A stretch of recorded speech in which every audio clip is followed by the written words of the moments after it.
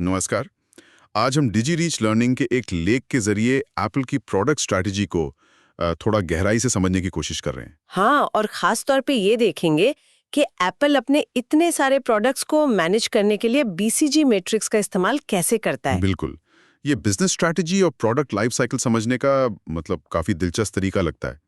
तो शुरू करने से पहले एक्सपर्ट जी, ये बीसीजी मैट्रिक्स शॉर्ट में बताएं, ये है क्या चीज? जरूर। देखिए, ये ना एक बहुत ही सिंपल सा पर पावरफुल फ्रेमवर्क है। आप ऐसे सोचिए, एक ग्रिड है, एक तरफ है मार्केट की ग्रोथ रेट, मतलब बाजार कितनी तेजी से बढ़ रहा है, और दूसरी तरफ है आपकी रिलेटिव मार्केट शेयर, मतलब आपके सबसे बड़े कॉम्पिटिटर के मुकाबले आप कहाँ खड़े हैं। अच्छा।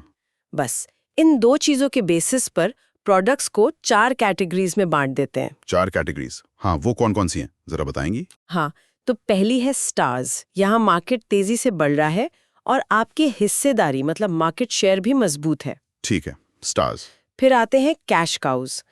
यहाँ मार्केट ग्रोथ धीमी हो गई है पर आपका शेयर अभी भी बहुत अच्छा है, इनसे लगातार पैसा आता रहता है। कैश काउज, दुधारू गायें जैसे कहते हैं। हाँ, बिल्कुल वही। तीसरी कैटेगरी है क्वेश्चन मार्क्स। यहाँ मार्केट तो तेजी से बढ़ रहा है पर आपका शेयर अभी कम है, मतलब भविष्य पक्का नहीं है। अनिश्चित। और आखिर में है डॉग्स। यहाँ मार्केट ग्रोथ भी धीमी है और आपका शेयर भी कम। समझ गया। Stars, cash cows, question marks और डॉग्स। अच्छा फ्रेमवर्क है। तो अब आते हैं मजेदार हिस्से पर।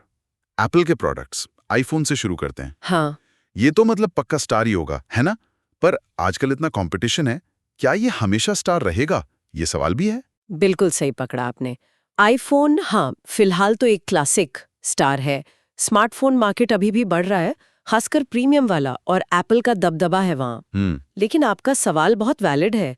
इसी दबदबे को बनाए रखने के लिए एप्पल इसमें लगातार मतलब भारी इन्वेस्टमेंट करता है। R&D, मार्केटिंग, सब कुछ। स्टार बने रहना आसान नहीं। दिलचस्प। अच्छा, और मैकबुक और आईपैड, लेख तो इन्हें कैश काउ कह रहा है।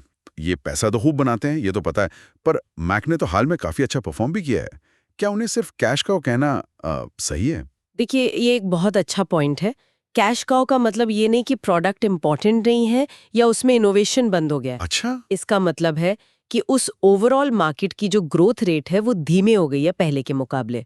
लेकिन एप्पल का शेयर इतना मजबूत है कि वो स्टेबल और बड़ा प्रॉफिट देता है। मैकबुक की हालिया सफलता अपनी जगह है, लेकिन लैपटॉप और टैबलेट मार्केट की जो वो विस्फोटक ग्रोथ थी, वो दौर शायद अब पीछे है।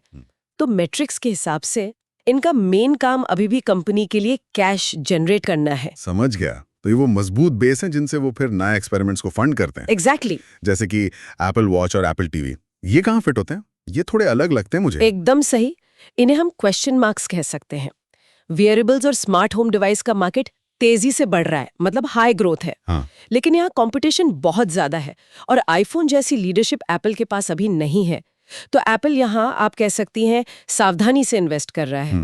ये वो बेट्स हैं जो शायद फ्यूचर के स्टार बने या शायद ना भी बने, इसीलिए क्वेश्चन मार्क। और बेचारा आईपॉड, वो तो अब मतलब लगभग इतिहास ही बन गया।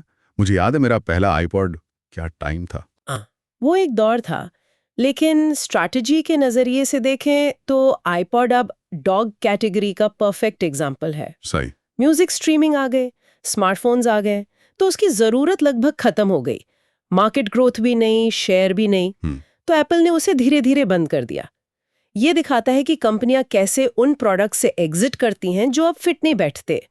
ये भी स्ट्रैटेजी का हिस्सा है। एक बात और, ये लेख तो हार्डवेयर पर ज्यादा फोकस्ड है, पर एप्पल की सर्विसेज का क्या? App store, Apple music, iCloud, ये सब कहाँ आएंगी? ये तो आजकल बहुत बड़ा बिजनेस बन गया उनका। बहुत ही वैलिड पॉइंट उठाया आपने। हाँ, ये लेख शायद हार्डवेयर पर है, पर अगर हम सर्विसेज को देखें तो कई एनालिस्ट उन्हें एक जबरदस्त कैश काउ मानते हैं। अच्छा। हाँ, इनमें मार्जिन बहुत हाई होता है और एप्पल इकोसिस्टम में उनकी पकड़ मजबूत है। तो ये सर्विसेज शायद एप्पल के हार्डवेयर R&D को, खासकर वो जो क्वेश्चन मार्क्स हैं, उनको फंड करने में बहुत बड़ा रोल निभाती हैं। ये तो एक और लेयर है उनकी स्ट्रैटेजी की। बिल्कुल। तो इस पूरी चर्चा को देखकर, खासकर उन लोगों के लिए जो बिजनेस या टेक में इंटरेस्ट रखते हैं, मेन टेकअवेज क्या होंगे? क्या सबक मिलते हैं? मेरे ख्याल से 3 बातें खास है।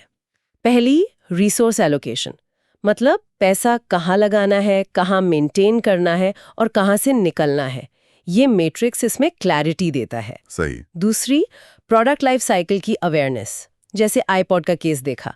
सही टाइम पर प्रोडक्ट हटाना भी उतना ही जरूरी है जितना नया लाना। हाँ, ये बात तो है। और तीसरी, पोर्टफोलियो का बैलेंस। एप्पल ये पक्का करता है कि उसके पास कमाई के लिए कैश काउज हों, फ्यूचर ग्रोथ के लिए स्टार्स हों और नए मौकों के लिए क्वेश्चन मार्क्स भी।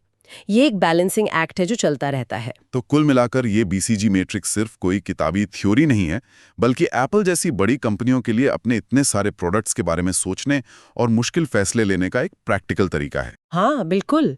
ये दिखाता है कि हर प्रोडक्ट का कंपनी की ओवरऑल हेल्थ और फ्यूचर में एक अलग रोल होता है। सही। और यहाँ एक सोचने वाली बात ये भी छोड़ जाते हैं हम, क्या ये फ्रेमवर्क सिर्फ एप्पल जैसी बड़ी टेक कंपनियों के लिए ही रेलेवेंट है, या फिर छोटे बिजनेसेस, या मान लीजिए कोई बिल्कुल अलग इंडस्ट्री जैसे कि FMCG या हॉस्पिटैलिटी, क्या वो भी इससे इसी तरह की इंसाइट्स ले सकते हैं? ये वाकई सोचने वाली बात है। इसकी एप्लीकेबिलिटी कितनी वाइड हो सकती है? बिल्कुल, इस पर विचार किया जा सकता है।